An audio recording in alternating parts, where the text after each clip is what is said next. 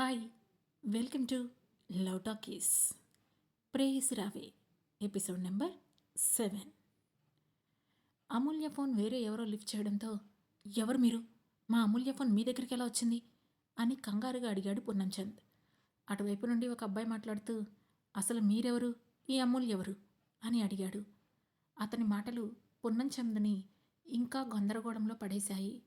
అదంతా కాదు, ఈ ఫోన్ మీ దగ్గరికి ఎలా వచ్చింది, ముందది చెప్పండి అని అడిగాడు పూర్ణంచంద్. అతని మాటలను బట్టి ఏదో జరిగిందని అర్థం చేసుకున్న జయంతి కంగారుగా అతని దగ్గరికి వెళ్ళి, అంటే ఏంటి, దాని ఫోన్ పోగొట్టుకుందా? అనుకున్నా, ఇలాంటిదేదో జరుగుతుందని అనుకుంటూనే ఉన్నా అని రాగాలు తీయడం మొదలుపెట్టింది. ఏడుస్తున్న ఆమె వైపు చూస్తూ, నువ్వు ఆపుతావా ఒక్క నిమిషం, నేను మాట్లాడుతున్నా కదా అని చిరాగ్గా అరిచాడు పూర్ణంచంద్. దాంతో ముక్కు తుడుచుకుంటూ, హా కానివ్వండి, నా బాధ మీకేం పడుతుంది అని ఏడుస్తూనే బదిలిచ్చింది జయంతి.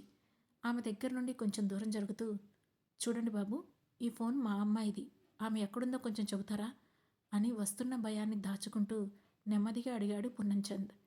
ఏమో అండి, నాకు తెలీదు అని కాల్ కట్ చేయబోయాడు అతను. ఓ హలో హలో, కనీసం ఇప్పుడు మీరు ఎక్కడున్నారో అదైనా చెప్పండి అని ఆందోళనగా ప్రశ్నించాడు పూర్ణంచంద్. ఇది ఎంకే బార్ అండ్ రెస్టారెంట్ అండి, నన్ను మా బాస్ పిలుస్తున్నాడు, నేను వెళ్తున్నా అని కాల్ కట్ చేశాడు అతను. మళ్ళీ కనీసం పూర్ణంచంద్ మాటలు కూడా వినిపించుకోలేదు. దాంతో కట్టైన ఫోన్ వైపు చూసి, ఎంకే బార్ అండ్ రెస్టారెంటా, కానీ అమూల్యకి అక్కడేం పని అని మనసులోనే అనుకుంటూ, నేను బయటికి వెళ్ళొస్తాను, నువ్వు టెన్షన్ పడకు, నేను వస్తాను అని భార్యతో చెప్పి ముందుకు నడిచాడు పూర్ణంచంద్. జయంతి ఏడుస్తూనే, తొందరగా రండి అని అంది. సరే సరే అనుకుంటూ గుమ్మం దాకా వచ్చిన అతను ఎదురుగా కనిపించిన దృశ్యం చూసి అక్కడే ఆగిపోయాడు. ఎందుకంటే ఇప్పుడు వాళ్ళ గేట్ ముందు అమూల్య నిలబడి ఉంది. ఆమె పక్కనే ఆమె వయసున్న ఇంకో అబ్బాయి కూడా నిలబడి ఉన్నాడు. వాళ్ళని చూసిన పూర్ణంచంద్ కంగారుగా ముందుకు వెళ్ళి, అమ్మా అమూల్య అని అన్నాడు. అమూల్య నవ్వుతూ, డాడీ టెన్షన్ పడ్డారా అని అడిగింది. అప్పుడే లోపల నుండి బయటకు వచ్చిన జయంతి, లేదే, నీ ఫోన్ పోయిందని తెలిసి పార్టీ చేసుకుంటూ డాన్సులు వేస్తున్నా అని వెటకారంగా అంది. అవునా అమ్మా అని అమూల్య కూడా కొంటిగా అంది. అసలు నిన్ను అంటూ జయంతి కోపంగా ముందుకు వస్తుంటే, అమూల్య ఏంట్రా ఇదంతా, ఇంతకీ నీ ఫోన్ ఎక్కడుంది అని అడిగాడు పూర్ణంచంద్.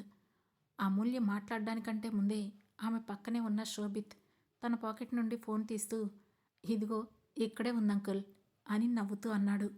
అది చూసి జయంతి కోపంగా వచ్చి పూర్ణంచంద్ పక్కన నిలబడుతూ, ఫోన్ ఇక్కడే ఉంటే మరి నాన్నగారితో మాట్లాడింది ఎవరు అని ఆతృతగా అడిగింది.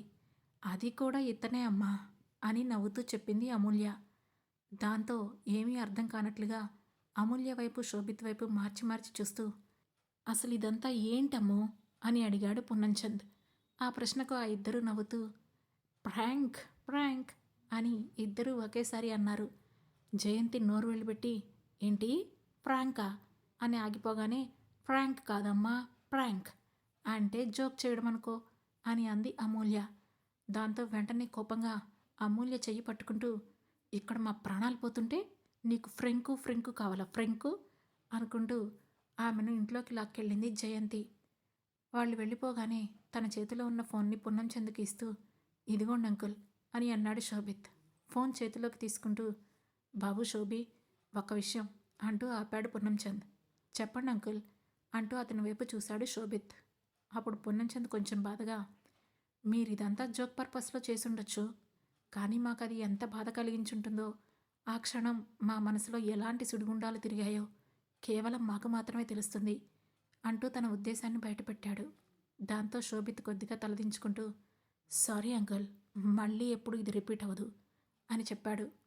దాంతో పూర్ణంచంద్ పెదాల మీదకు చిన్న నవ్వు తెచ్చుకొని, సరే వెళ్ళు, రేపు మార్నింగ్ కలుద్దాం అని చెప్పాడు. ఓకే అంకుల్ అని చెప్పి వెళ్ళిపోయాడు శోభిత్. ఆ తర్వాత తన చేతిలో అమూల్య ఫోన్ స్క్రీన్ ఆన్ చేసిన అతనికి ఆ స్క్రీన్ మీద అమూల్యతో పాటు ఇంకొక అబ్బాయి కనిపించాడు. ఆ అబ్బాయిని చూడగానే పూర్ణంచంద్ కళ్ళలో కన్నీళ్లు తిరిగాయి. అతను ఎవరో కాదు, తన కన్న కొడుకు సుమిత్. ఇంకా ఎన్ని రోజులు, ఇంకా ఎన్ని రోజులు మీ అమ్మకు తెలియకుండా నిన్ను దాచాలి విషయాన్ని అని తనలో తానే అనుకున్నాడు పూర్ణంచంద్. అప్పుడే బయటికి వచ్చింది అమూల్య. ఆమెను చూసిన పూర్ణంచంద్ గబగబా తన కన్నీటిని తుడుచుకుంటూ ఉండడంతో, ఎందుకు నాన్న నా దగ్గర కూడా దాస్తారు అని అడిగింది అమూల్య. నువ్వా, వచ్చేది మీ అమ్మ అనుకున్నాన్రా అని అన్నాడు పూర్ణంచంద్. ఇదిలా ఉండగా ఇటువైపు మహేంద్రనాథ్ ఇంట్లో కారు ఆగిన చప్పుడు వినబడగానే టక్కున రూమ్ నుండి బయటికి వచ్చింది వసుమతి. ఆమె కళ్ళు ఆ ఇంటి గడప వైపే చూస్తున్నాయి. లోపలికి వచ్చిన మహేంద్రను చూడగానే గబగబా ఎదురెళ్ళి, ఏమైందండి? అది మన మన మహిత కాదు కదా అని ఆతృతగా అడిగింది. ఆమె కళ్ళలో ఇప్పుడు తన కూతురి పట్ల ప్రేమ స్పష్టంగా కనిపిస్తుంది. అది చూసి లోపలే చిన్నగా నిట్టూర్చి, హా, అది మన మహిత కాదు అంటూ ముందున్న సోఫాలో కూర్చున్నాడు మహేంద్రనాథ్. దాంతో ఆమె కూడా వెళ్ళి అతని పక్కనే కూర్చుంటూ, భగవంతుడా రక్షించా స్వామి, అప్పటికీ నా మనసు చెబుతూనే ఉంది అది మన మహిత కాదని అని శాంతంగా అని, ఇంతకీ మన మహిత ఎక్కడుందో ఏమైనా తెలిసిందా అని ఆశగా అడిగింది. ఇంకా లేదు, ఆ పని మీదనే ఉన్నాను అని అన్నాడు మహేంద్ర. మొదటి సమాధానం విన్నప్పుడు ఆమె కళ్ళు సంతోషంతో నిండిపోయాయి. కానీ రెండో సమాధానం విన్నప్పుడు వాడిపోయిన మందార పువ్వుల్లా తయారయ్యాయి. అది గమనించి, వసు, నువ్వేం టెన్షన్ పడకు, దానికేం కాదు, తొందరలోనే మన కూతురు ఎక్కడుందో తెలుస్తుంది అని ధైర్యం చెప్పాడు. దాంతో మెల్లగా పైకి లేచి, మీరే నా ధైర్యం, నేను ఏ తప్పు చేసినా మీరు దాన్ని కరెక్ట్ చేస్తారని నా నమ్మకం అని అంది వసుమతి. అది విని మహేంద్ర కూడా పైకి లేచి ఆమె భుజంపై చెయ్యి వేసి ధైర్యంగా భుజం తట్టాడు. ఇంతలో ఏదో గుర్తుకు రావడంతో, ఇంతకీ ఆ డ్రైవర్ శంకర్ ఎక్కడున్నాడు? ఆ రోజు మహితను దింపడానికి వాడినే పంపావు కదా అని అడిగాడు. హా, వాడే తీసుకెళ్ళాడు, కానీ మహిత కనిపించడం లేదని తెలిసినప్పటి నుండి వాడు కూడా కనిపించకుండా పోయాడు. బహుశా భయపడ్డాడేమో అని చెప్పింది వసుమతి. మహేంద్రనాథ్ ఆలోచిస్తూ, భయపడ్డా లేకపోతే చేసిన తప్పు బయటపడితే బ్రతకలేడని పారిపోయాడా అని అన్నాడు. అంటే మీరు వాడిని అనుమానిస్తున్నారా అని డౌట్గా అడిగింది వసుమతి. తప్పదు వసు, ఇప్పుడున్న సిచ్యువేషన్స్లో మనం ఎవరిని నమ్మడానికి వీల్లేదు. ఒకవేళ వాడే అమ్మాయిని ఎక్కడైనా దాచి ఏమీ తెలియనట్టుగా ఇంటికి వచ్చాడేమో అని ఆగిపోయాడు మహేంద్ర. దాంతో అయోమయంగా అతని వైపు చూస్తూ, కానీ వాడు అంత ధైర్యం చేస్తాడా అని అంది వసుమతి. ఆ ప్రశ్నకు మహేంద్ర చిన్నగా నవ్వి కొంత దూరాన వేలాడుతున్న లక్ష్మీదేవి బొమ్మ వైపు చూపిస్తూ, డబ్బు డబ్బు కోసం ఎవరైనా ఎంత పనైనా చేస్తారు. ఈ ప్రపంచంలో ఎవరితోనైనా ఏదైనా చేయించగలిగిన సత్తా కేవలం డబ్బుకు మాత్రమే ఉంది వసు. డబ్బు కోసం మనిషి ఎంత కిందకైనా దిగజారుతాడు, ఎవరినైనా ఎదిరిస్తాడు, ఏదైనా చేస్తాడు అని చెప్పాడు. ఆ క్షణం వసుమతి కళ్ళ ముందు ఏవో జ్ఞాపకాలు కదలాడడంతో, అంతే అంటారా అని అంది.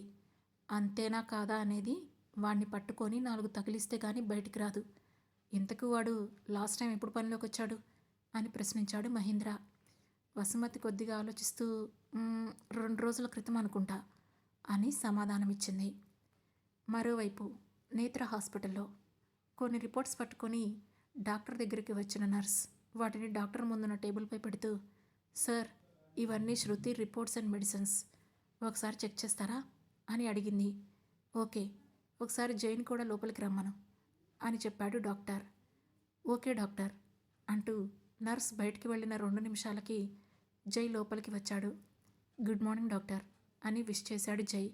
హా, good morning, how are you Jai అని అడుగుతూనే, ప్లీజ్ అని ఎదురుగా ఉన్న చైర్ వైపు చూపించి కూర్చోమన్నాడు. జై ఆ చైర్లో కూర్చుంటూ, ఫైన్ డాక్టర్, రమ్మన్నారట అని అన్నాడు. తన చేతిలో ఉన్న రిపోర్ట్స్ని చూపిస్తూ, శృతి ఇప్పుడు ఎలా ఉంది అని అడిగాడు. డాక్టర్, ఫైన్ సార్, ఎలాంటి అబ్నార్మల్ యాక్టివిటీ లేదు అని చెప్పాడు జై. ఓకే, ఇవి శృతి రిపోర్ట్స్ అంటూ తన చేతిలో ఉన్న ఫైల్ని చూస్తూ చెప్పాడు డాక్టర్. ఓ, రిపోర్ట్స్లో ఏముంది డాక్టర్, ఎనీ అప్డేట్ అని అడిగాడు జై. దాంతో వాటిని మళ్ళీ టేబుల్ మీద పెడుతూ, ప్రాబ్లం ఏం లేదు, మిమ్మల్ని రేపొద్దున డిశ్చార్జ్ చేద్దామని చెప్పడానికి రమ్మన్నాను అని చెప్పాడు డాక్టర్. అది విన్న జై, థ్యాంక్ యూ డాక్టర్ అని ఎగ్జైటింగ్గా అన్నాడు. డాక్టర్ చిన్నగా నవ్వుతూ, నిజం చెప్పాలంటే మేము ఆమెకు ట్రీట్మెంట్ మాత్రమే ఇచ్చాం, కానీ మా ప్రయత్నం కంటే మీరు చూపించిన కేర్ వల్లే ఆమె ఇంత తొందరగా క్యూర్ అయింది. ఒక విషయం చెప్పాలంటే ఒక్కొక్కప్పుడు మా మెడిసిన్ వర్క్ చేయకపోవచ్చు, కానీ మీలాంటి వాళ్ళ కేర్ అండ్ అఫెక్షన్ మాత్రం తప్పకుండా పనిచేస్తుంది అని అన్నాడు. ఆ క్షణం జై మనసులో చిన్న అలజడి, కానీ దాన్ని పట్టించుకోకుండా, అదంతా ఓకే సార్, కానీ మీరు ఇంకా అసలు విషయం చెప్పలేదు అని అనుమానంగా చూశాడు. అతని ఉద్దేశం అర్థం చేసుకున్న డాక్టర్, ఆమె మెమరీ గురించి అడుగుతున్నావా అని అడిగాడు. జై అవును అన్నట్లుగా తలాడించగానే, ఐఎమ్ సారీ జై, ఈ విషయం గురించి నేను ఇప్పట్లో ఎగ్జాక్ట్గా ఏమీ చెప్పలేను. ఆమెకు మెమరీ మళ్ళీ రిట్రైవ్ అయ్యే ఛాన్సెస్ అయితే కనిపిస్తున్నాయి. బట్ అది ఎప్పుడు ఎలా అంటే మాత్రం మనం ప్రొడిక్షన్ చేయలేం అని చెప్పాడు. ఆ జవాబు జైను కొంతకు నిరాశకు లోను చేసింది. అతని ముఖాన్ని చూసి ఆ డిసప్పాయింట్మెంట్ను అర్థం చేసుకున్న డాక్టర్, మిస్టర్ జై, డోంట్ ప్యానిక్. మనం చేయాల్సింది మనం చేయాలి అంతే. ప్రతిసారి రిజల్ట్ మన చేతిలో ఉండదు అని తేల్చి చెప్పాడు. దాంతో ఇక చేసేదేమీ లేక చిన్నగా ఒక నిట్టూర్పు బయటకు వదిలి, ఓకే డాక్టర్, థ్యాంక్స్ అంటూ అక్కడి నుంచి బయటకు వచ్చాడు. అలా శృతి గదివైపు నడుస్తున్న అతనికి తన జేబులోని ఫోన్ మోగుతున్నట్లుగా అనిపించడంతో దాన్ని బయటికి తీశాడు. స్క్రీన్ మీద డిస్ప్లే అవుతున్న నెంబర్ చూడగానే అతని ముఖ కవళికలు మారిపోయాయి. ఒకసారి చుట్టూ చూసి ఎవరూ లేరని కన్ఫర్మ్ చేసుకున్న తర్వాత ఫోన్ లిఫ్ట్ చేస్తూ హలో అని అన్నాడు. హలో హలో జై అంటూ ఒక వ్యక్తి గొంతు వినిపించింది. చెప్పు, ఎందుకంత కంగారు పడుతున్నావు, ఏమైంది అని మెల్లగా అన్నాడు జై. కంగారు కాదు, నీకు ఒక ఫ్రెష్ న్యూస్ చెప్పాలి, దానికోసమే ఫోన్ చేశాను అన్నాడతను. దాంతో కొంచెం చిరాగ్గా ముందుకు వెళ్తూ, ఇప్పుడు న్యూస్లు వినే మూడ్లో నేను అసలు లేను, కానీ అసలు విషయం ఏంటో చెప్పు అని అడిగాడు జై. ఏమైంది, అయినా ఎక్కడున్నావు అసలు? 10 days అవుతుంది, ఒక ఫోన్ లేదు, మెసేజ్ లేదు, నేను చేస్తే రీచ్ అవ్వడం లేదు అని అడుగుతున్న అతన్ని మధ్యలోనే ఆపేస్తూ, నేను ఒక వర్క్లో బిజీగా ఉండి ఈ సిమ్ డీయాక్టివేట్ చేశాను. ముందు నువ్వు పాయింట్కి రా. ఇంతకు మన వర్క్ ఎక్కడ దాకా వచ్చింది అని అడిగాడు జై.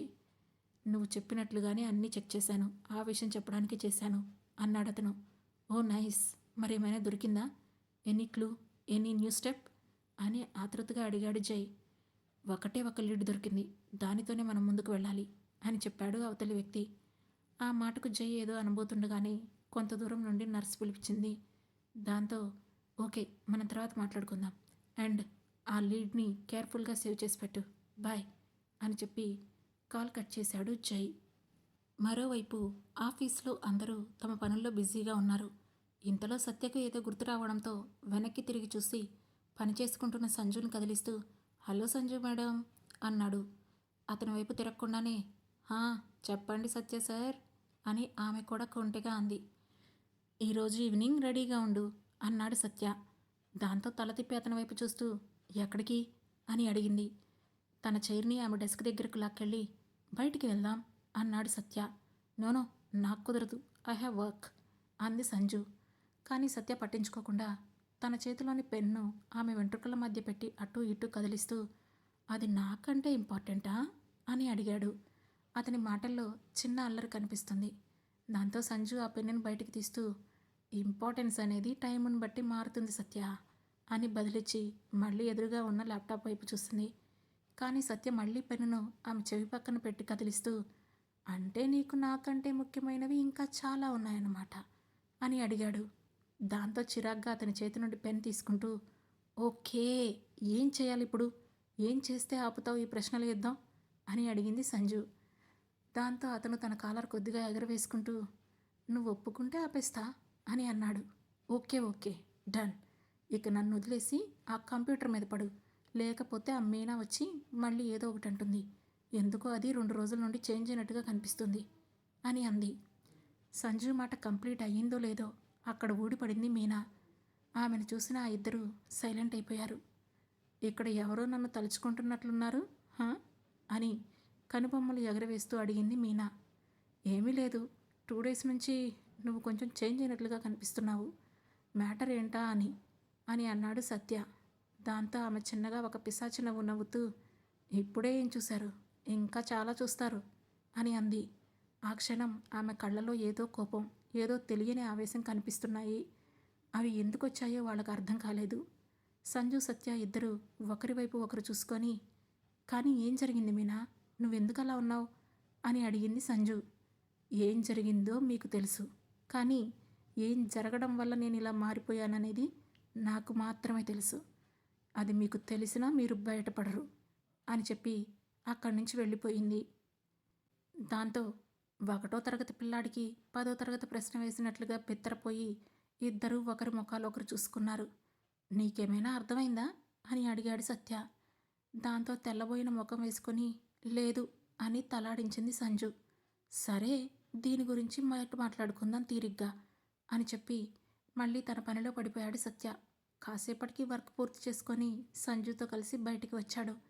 ఒక ఫేమస్ కాఫీ షాప్ ముందు బైక్ ఆపాడు. అప్పుడే కమ్ముకుంటున్న చీకట్ల మధ్య ఆ రంగురంగుల కాఫీ షాప్ తలతలా మెరుస్తుంది. ఇద్దరూ లోపలికి వెళ్ళి ఒక కార్నర్ టేబుల్ దగ్గర కూర్చొని వెయిటర్ని పిలిచారు. చెప్పండి సార్ అని అతను రాగానే 2 కాఫీ అని ఆర్డర్ చేసి సంజు వైపు చూశాడు సత్య. టేబుల్ మీద చెయ్యి వేస్తూ, అసలు ఆ మీనా ఎందుకలా బిహేవ్ చేస్తుంది? దాన్ని చూస్తే నాకెందుకో అది మన మీద పగబట్టినట్లుగా అనిపిస్తుంది అని అనుమానంగా అంది సంజు. నాకు కూడా అలానే అనిపిస్తుంది. కానీ ఎందుకు? మనం ఆమెను ఏమీ అనలేదు కదా. నాకు తెలిసైతే ఒక్కసారి కూడా మన మధ్య ఆమె టాపిక్ రానేలేదు అని అన్నాడు సత్య. హా, అదే కదా, నేను కూడా అదే ఆలోచిస్తున్నా. ఇఫ్ ఐఎమ్ నాట్ రాంగ్, జై అన్నయ్య విషయంలో ఆమెకు మనం హెల్ప్ చేయకపోవడం వల్లనే తను అలా బిహేవ్ చేస్తుందనుకుంటున్నాను.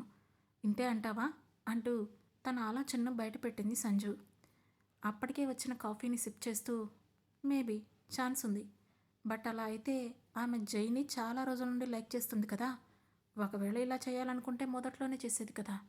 వై నౌ అని అన్నాడు సత్య. ఇలా మనలో మనం తన్నుకు చచ్చే బదులు రేపు ఒకసారి ఆమెతో మాట్లాడితే ఈ మ్యాటర్ క్లోజ్ అయిపోతుంది. అదే బెటర్ అనుకుంటున్నా అని కాఫీ సిప్ చేస్తూ చెప్పింది సంజు. ఆమె పెదాలకు అంటున్న కాఫీ నరుగని తన చేత్తో సుతారంగా తుడుస్తూ, ఆఫ్ కోర్స్, కానీ నేను రేపు హాస్పిటల్కి వెళ్ళాలి అని అన్నాడు సత్య. దాంతో హాస్పిటల్కా? కానీ ఎందుకు అని అనుమానంగా అడిగింది సంజు. మరోవైపు మహేంద్రనాథ్ ఆఫీస్లో మహేంద్రనాథ్ తన క్యాబిన్లో కూర్చొని దేని గురించో చాలా లోతుగా ఆలోచిస్తున్నాడు. అతను ఎంత సీరియస్ మ్యాటర్ గురించి ఆలోచిస్తున్నాడో అతని ఫేస్ ఎక్స్ప్రెషన్సే చెబుతున్నాయి. ఇంతలో డోర్ తోసుకుని లోపలికి వచ్చాడు అతని సెక్యూరిటీ రహీం. అతని ముఖంలో కంగారు కొట్టొచ్చినట్లుగా కనిపిస్తోంది. వచ్చి రావడంతోనే సార్ సార్ తెలిసిపోయింది అని అన్నాడు. దాంతో ఆలోచనలో నుండి బయటకు వచ్చి టక్కున అతని వైపు చూసి, ఏం తెలిసింది? మహిత ఎక్కడుందో తెలిసిందా? ఆ డిటెక్టివ్ కాల్ చేశాడా అని ఆతృతగా అడిగాడు మహేంద్రనాథ్. ఆ తర్వాత ఏం జరగబోతుంది తెలుసుకోవాలనుకుంటే వెంటనే మన లవ్ టాకీస్ ఛానల్ను సబ్స్క్రైబ్ చేసుకొని ప్రేయసి రావే సిరీస్లోని నెక్స్ట్ ఎపిసోడ్ను వినండి. మా ఈ కథలు మీకు నచ్చినట్లయితే లైక్ చేసి, షేర్ చేసి, కామెంట్ చేసి, హై పాయింట్స్ కూడా ఇచ్చి మమ్మల్ని సపోర్ట్ చేయండి. Thank you. Thanks for watching.